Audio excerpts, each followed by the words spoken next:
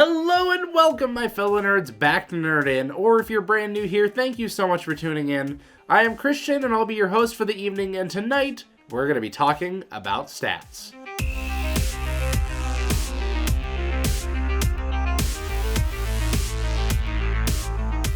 So, I know already this is probably going to be a bit of a longer video than what you're used to with the stats, which are already normally about 20 minutes, but I just have a small little kind of content announcement to make at the start of this. So, normally I've been releasing a video every week, every Friday, about noonish Mountain Standard Time. Sometimes those have varied a little bit, but I've been keeping it pretty consistent about one video a week, and I've realized I've fallen into the same trap that I always do when I get into making a new type of content, and that's just going too hard after it too fast and not realizing the pacing that I need to have. And I'm at that point now where I need to start tempering myself back a little bit because I was starting to debate on just stopping this altogether, but I realized this is just something I like doing too much that I have to keep doing it, and that if I stop, I'm just going to end up regretting it later and coming back and doing it anyways, so I might as well stay consistent with it, but I am going to start to pull back a little bit of the amount of content I do.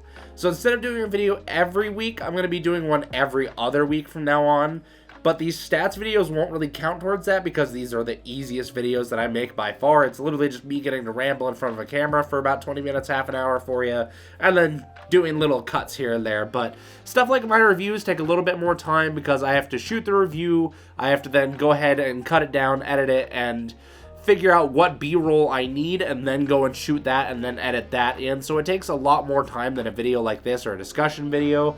So I'm going to start tapering it back to basically 3 videos a month. You'll get this the first week of every month, just like normal, so I can kind of keep track of all my stats and know where I was at a certain period of time. But the other videos that I will do, I will have 2 other videos every month. One the week after my stats video, and then one 2 weeks from that. So there's going to be a week gap in the middle of every month.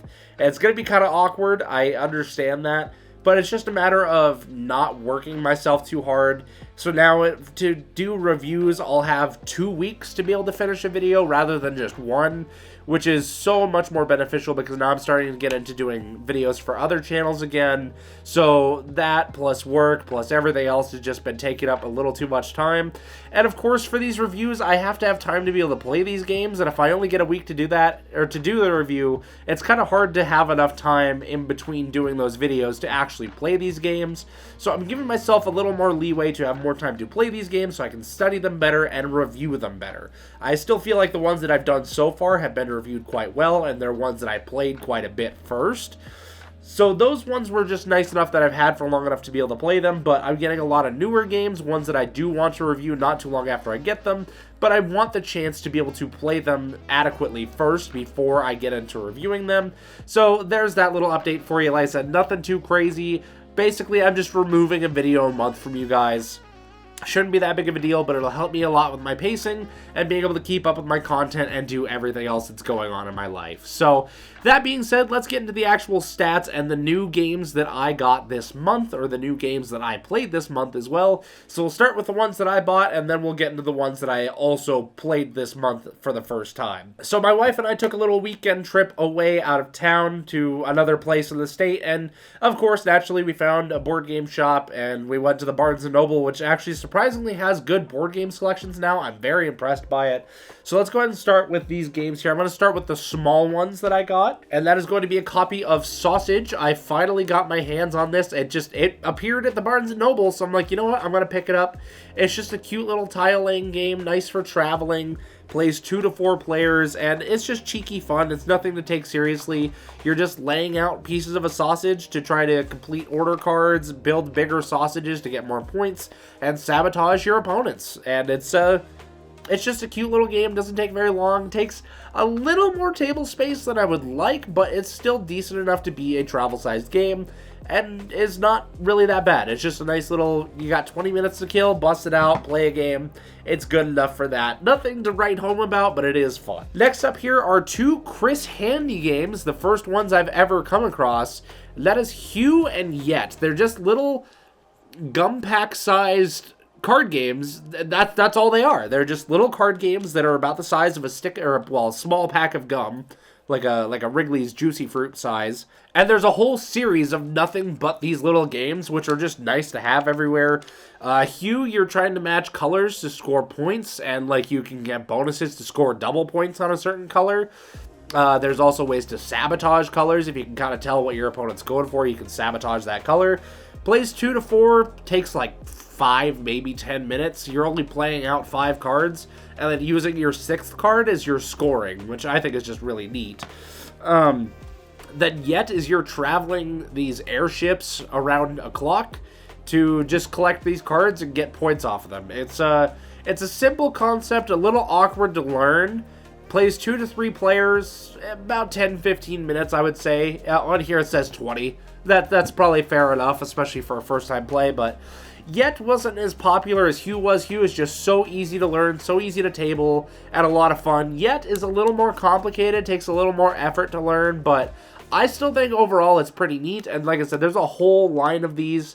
I have 1 in 18 out of the series, and I think there's like 25 or somewhere around there of these games, all by Chris Handy, published by Perplexed, I believe. You just look up Chris Handy games, you'll find these. There's so many good ones, and unfortunately, from what I've heard, I didn't even get the best ones, so there is that. But I found these at Barnes & Noble as well, which is actually kind of impressive, so there's the first 3 down. Next up, I got these multiplayer games, but I had to get myself another solo game.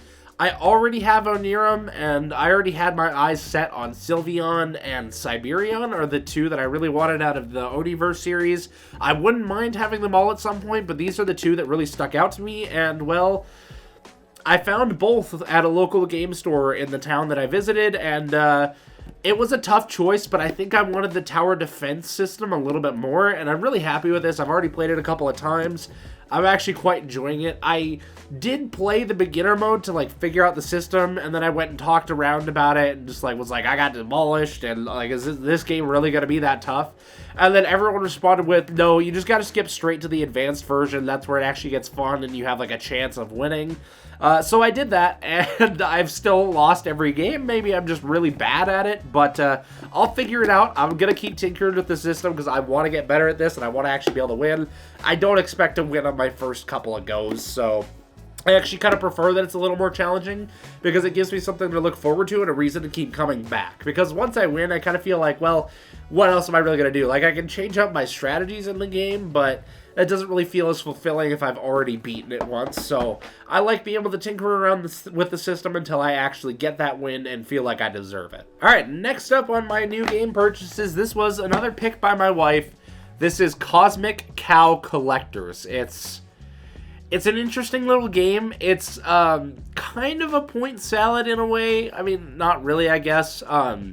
But it's also got social deduction elements to it. You have these secret planets with values on them, and you can call a number equal to or lower than that value to abduct that many cows from that planet. But your opponents are also trying to deduce what planet you're on, because if they get the number right, the value that's printed on that card, they get to take that planet from you, and that becomes points for them at the end of the game. But there's also a little bit of set collection in here, because if you get 3 small planets or a run of 4 planets, then you'll get bonus points at the end of the game. And it's the first person to hit 120 points in the game by abducting cows and whatnot. The first person to do that triggers the end game, and then you do end game scoring where you get all these bonuses. You get points for every planet that you invaded from your opponents. You get points for those sets, and you also just get points for all the cows that you abducted during the game. It's really cheeky, really fun. Plays 2 to 4, about 20 minutes is fairly accurate. I've only played it at 2 players so far. I did get to play it with my wife, and first thing, she accused me of being a liar, which is fair enough. She might have called one of the numbers and I misheard her. I don't know. But we'll have to play it again and play it properly. But so far, this has been a pretty decent hit. It's just a nice, cheeky little game. Nothing too special, but Cosmic Cow Collectors, it's just a little bit of fun. It's kind of a nice little filler game. And again, that was her pick because it's aliens and cows, and it was just right up her alley, so we got it. Alright, and next up here is the often talked about lately Harvest. I just got the retail edition. I found it at Barnes & Noble. I was kind of eyeing the gold edition for a while. I was trying to find places to buy it, and I'm kind of glad I didn't. I got the retail version. I've played it a few times already. I do plan on doing a review on this, so I won't give too much of my thoughts here, but it's not quite what I wanted it to be is all I'm going to say, and I'll leave it at that, but I'm definitely okay that I got the retail version of this and not the deluxe version. And a couple of the pieces actually came damaged in here. I was a little sad about that, but it's not a big enough deal for me to, like, make a stink about it, so I just gotta live with it, but oh well. So, there's Harvest, the first, like, actual sized board game out of this haul. And the next one, and this is all just escalating in size, of course, because the last one here is Scythe. I finally got my hands on a copy of Scythe. I've had the opportunity for so long, but I kept putting it off because I'm like, well, this game's already been out for years. It's been well explored. I want to find some new stuff. And I have actually played this before back in, like, 2017, I want to say, something like that. I went over to a buddy's house and they taught me how to play it. I was so confused the whole time because I was not into modern board games at all at that time, but I liked this one. I had fun with it. I had big robots that I was able to send across a map, and that was really all I cared about at the time. But coming back to it, I've been having so much fun with this. I've already played it solo 3 times, and I definitely plan to play it a lot more in the future and expand this game, but I actually have a funny story with this one. So this one I got at the local board game store in that town as well, and when I was there, I was determined to find SETI. That was the only game that I wanted to get, and that was the only thing I planned to get. All the other stuff just kind of happened. I went in with a budget telling myself, I'm only going to get the one game, and it's going to be that. So I get to this board game shop, I'm asking them about it, and no one there has even heard of SETI. I'm like, okay, well, that's new, I suppose, but fair enough that you haven't heard of it. It's only, like, less than a year old, I believe. So I was just kind of browsing around the shop because I'm like, well, I'm here. I want to get something from here because their board game selection was just awesome. I eyeballed other things like Finspan or even just getting Siberion alongside Sylveon, but I'm like, no, I want a decent-sized game to bring home to my collection. And I looked up and I saw that they had the Heat expansions and they also had the Scythe expansions. I'm like, oh, well, both of those are games that I want, so I asked the store owner as he was stocking the shelves. I'm like, so I see you have these expansions. Do you have the base games and all? He's like, no, we ran out of those. We're waiting to restock them. But I do have a demo copy of Scythe for the reprint, and I have a guy that knows exactly where it is. He can go get it for you. And I'm just like, huh? No, he was saying that they were going to have the reprint coming in first. I'm like, no, that's fine. I'm only in town for today. And then he offered the demo for the reprint. And I'm like, well, I mean, if you're going to go out of your way for it, I guess I can't say no. So we left for like half an hour. We came back, and sure enough, the copy was there. They went and got their one lone copy of Scythe just to sell to me because I was only in town for the day. And it's just, thank you to that store so much. You guys are awesome. I ended up with a really fantastic game that is already in my top 10, and I think the more that I play it, it's just going to keep moving up that list.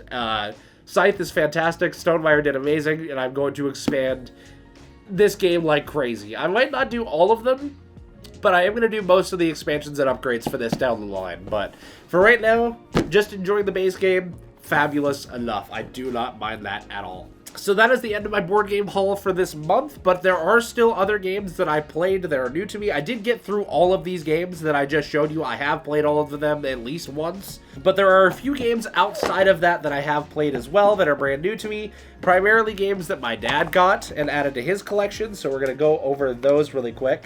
And the first one is actually Don't Get Got. This is a non-stop game. Like, it has no timer to it or anything like that. It just ends once somebody accomplishes their goals. It's meant to run in the background and just be like this silly little mission, or like this silly little game where you get missions against other players. So you have like just little goofy little tasks that you have to do, and when you complete them, you get to flip your card over to the nailed it side or the success side. One that everyone gets is you have to say guess what to another player, and if they respond with what, you succeed. If they call you out on it, then you still get to keep going with it, but all of your other missions, if they call you out, you fail that task. So right now, you have to get 3 missions completed. Right now, I am up 2 on my dad. I am 2 out of 3 against his 0. And so I got him with the guess what already. The other one I got was get a player to take a selfie with you using their phone. So I you know, I had a way for him to hand me his phone and just took a selfie and boom, completed that mission. So I am now one away from winning this round, and there's like a bunch of different missions in there, different sets of boxes for it, and it's just really fun to have like in the background. You can do it for a game day with your friends. You can have it be with people you're around all the time to just have it be like this long time running gag. And it's just really fun. It just gives you like little goals that you have to achieve. And if you meet them, like, they're just so silly. And, of course, if you can tell that someone's trying to accomplish one of their missions, you can call them out on it. And if you do, they have to answer truthfully, and they fail that mission. It's just so much fun. It's so silly. So the next new to me game this month is actually going to be Kabuto Sumo. That's another one my dad picked up as well. I got him really hooked on Trailblazers and Fromage, so, of course, he went and ordered those games, and then he just got Kabuto Sumo along with it, all from the same place. And, yeah, we gotta play that. It's a bit of fun. We looked into it and we realized actually one of the expansions that's kind of like a standalone expansion is a lot better than the base game, so we're probably gonna be looking into that one instead. But base Kabuto Sumo is fine. It's just a little tedious because it advertises it's like a 15-minute game, and our first couple took like 45 minutes. It was just nonstop. We found some people in the forums with some home rules to be able to stop the games from going on for so long, and I was like, you know what, fair enough. And yeah, still, it's a neat game though. I like the concept. I definitely feel like expansions and different versions will help it go a long way. But as it is, it's not too bad. So that was Kabuto Sumo. We played that, like I said, a couple of times, and it was not too bad at all. I don't mind it. And next up was Solstice. He just went on his own trip here recently too, and this is one of his little pieces of his haul.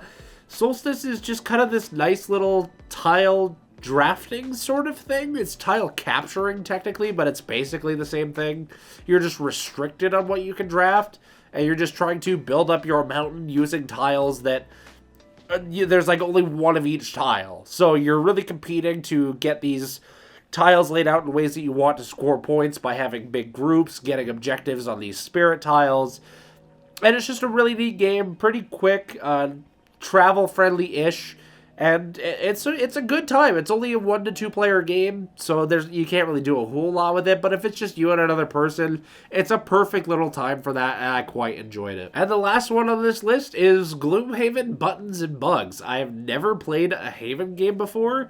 And, yeah, of course, while he was on his trip, he saw it, he picked it up because he knew I was interested, and he figured it's a copy we can just kind of, like, share between us. You know, like, you take it for a weekend, get a few plays in, the other person takes it for the weekend, gets a few plays in. I know it's not, like, the best way to do a campaign game, but it's small enough and resettable enough that it's not, like, too big of a deal as far as I can tell. So I literally just yesterday played my first game of that and Solstice. I got destroyed in Gloomhaven, but that's because I just need to figure out the system, I need to tinker with it, and just, you know, be able to learn everything and actually figure it all out. But, and when I say yesterday, this video is obviously pre-recorded, so I'm recording this on April 1st, on April Fool's Day. I played these games on the very last day of March, so they just barely made it to this video. But you know what? That's fine. I think Gloomhaven Buttons and Bugs is going to be a neat time. Again, I need to understand the system a lot better and get better at managing everything that's going on. But I think it will be a good time in the long run, and I definitely look forward to exploring that game a bit more, going down through the different characters, and just having a good time. I wanted a campaign game, and I know I can get that out of the Scythe expansion, but this is, like, I feel like a good gateway into figuring out campaign games and understanding them. Because I have had a couple. I have Arkham Horror, I have Skyrim, but neither of those were making any sense to me, and I think I just need something to kind of break me in a little bit more before I go into exploring stuff like that and just getting familiar with it first. So that is all of the new to me games that I've played this month, with the exception of one, but I'm going to leave it out because I want it to be a surprise for you guys, because it's not really a conventional thing, and I don't want to spoil anything. So I'll just wait until the video for it comes out, and then you guys will know. Alright, so now we can actually talk about my stats for the month, for my total plays, and I'm going to give some highlights for this month as well. Games that maybe I didn't play as often as the rest, but ones that I was really happy to play and I had such a good time with, because I feel like in these segments I kind of miss out on talking about a lot of the good things that happened during the month and all the good games that I got to play. So I would like to bring those up in this segment as well, but we'll go through the basic stats first. So in the month of March, I got a total of 90 plays in across 32 games. 21 of those were mine. 13 were new to me games. Well, new to me because some of them weren't logged in here before, but I have played them before that, so it's definitely less than 13 new to me games. And I played just about every day of the month. I had a few days where I didn't because I had other stuff going on, or I wasn't around games, whatever, stuff like that. But I did play almost every game of the month. Of course, the majority of them were with my dad. He is just the guy I play the most games with, which is totally fine by me. So for the fives and dimes, I actually only have one dime, and it's the game that I'm not telling you about, so I'm just not going to talk about that, so we'll move straight on to the fives. Harmonies is my second highest played game this month. I played that a total of 9 times. So I got Harmonies as an early birthday present for my trip from my dad, and I am very happy. I forgot to bring that up. That is new to my collection, but I have played it before, so it's not new to me. So I do have a copy of Harmonies now, and like I said, I played it 9 times this month. I think all of them were solo. Just because I really enjoy the game. I just like how it plays. It's so cozy. It's so peaceful. It's so easy, but also thinky. And it just feels really good when you're counting up those points at the end of the game. And I'm just doing my best to try to get as high as I can on those solo challenges. I want to try to get the most suns possible. I think the highest I've gotten to is 8. And it's really hard for me to do it again. Like, that time was just a fluke. I don't know how I pulled it off, but I am doing my best to do it again. So I was 1 play away from hitting that dime section with 9 plays. Next up on the list is Deducto. Played that another 8 times this month, which is actually kind of low for Deducto. It's just so easy. It's a quick, like, 5, maybe 10-minute game. It's just a lot of cheeky fun. My dad and I play it all the time because it's just so silly. So 8 plays, kind of low for that game, honestly, but I will still take it. Next up, at 5 plays exactly, is Mysterium Park. Gotta play some more of that this month. It's such a good time. And my dad actually just ordered the Mysterium expansion to be able to add more cards to it so we can get some more variability and longevity to the game. But it's just such a hoot. I feel like so far with what we've tested, it's best at 3 players. 2 is still good. We haven't gone up to 4 yet, but I feel like that might start to get a little too clustered. So I think 3 players, 1 ghost, 2 detectives is just like the sweet spot for Mysterium Park. But it's so easy to teach, so easy to play, and just, like I said, a hoot all around. Also at 5 plays is Critters at War, Flies, Lies, and Supplies. One of those was a mashup with the Air, Land, and Sea copy. We threw in one of the theaters from Air, Land, and Sea into there and tested that out. So 4 plays of just normal Flies, Lies, and Supplies, and then 1 play with the modified version. Good time, though. It's a decent game. A lot of that was earlier in the month. We're starting to find new travel games that are easier for us to table when we can only fit those small games. So we are definitely working on that. And speaking of, the next one is Hue at 5 plays. We got 5 plays of that in because, once again, it's just so easy to play. It's so fun. You only get 5 moves, but those 5 moves are so imperative to actually doing anything in the game that it's a fun time. I love Hue. Now, just bubbling out of the 5s, we have Harvest at 4 plays. I've played that, I believe, twice solo. Once with my dad, and then once with my mom and my dad. And I've kind of forgotten about each one of them, to be honest. Like, after they happened, I was just kind of like, okay, that's wiped from my memory now. So, Harvest is decent. I can say confidently that I've had enough experience with the game now to kind of have my thoughts on it, but I might still play it another couple of times before I do my review on it. So it's at 4 plays for the month of March. Right behind that is 4 plays of Trailblazers. I really wanted to play more of this. I should have, but by the time I had the opportunities for playing Trailblazers, either something came up or I just was not in the mood for playing a game at that moment because I've been doing other stuff as well. For those that don't know, I'm also currently in the process of designing a board game, so there are times where I'll get sucked more into that than playing games as well. Even when I've got situations that are like perfect for Trailblazers, I just end up designing my board game instead. And it's a long, lengthy process, so it's going to be a lot of work for that, but I'm on the path of trying to make sure that I never have a nothing day, that I always do at least a little something for that board game every day to just let it keep moving along, but also to try to not let myself get too absorbed into it and burn out. And the last game at 4 plays is Lure. Another one that my dad has. Fantastic game. Just a nice little dice hucker to try to compete for fish, but it's also kind of betting in a way where you want to bid less dice to be able to get the first chance at these fish. but if you don't hit the right numbers, you don't get the fish, and then the other guys get the chance to get them as well. It's just a nice little time. And of course, right below that at 3 plays, like I mentioned earlier, I already have 3 plays of Scythe. I plan on playing this a lot more. It's just, it's stuck in my head. It's like Ostia. It just lives in there rent-free all the time. I can't stop thinking about it. So I did get in my first multiplayer game of Ostia this month. I got to play it with my dad. He loves it just about as much as I do at this point after only his 1 play. And we had like a point difference of 8 points by the end of the game. It was actually incredible how well he picked up on it and so quickly that I was just very happy about it. I'm very excited to table it with him again. I love the solo mode for it, but I also love being able to play at 2 or more players because then it feels like you're able to get a lot more done because now you don't have a race against the clock. You just have a race against another player, and it feels a lot more fulfilling.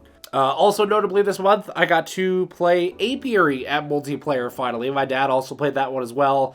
It was a little unfortunate, that scenario, because when we played it, he had watched a playthrough and teach video on YouTube, and he felt pretty confident. At least I thought he felt pretty confident about how to play it.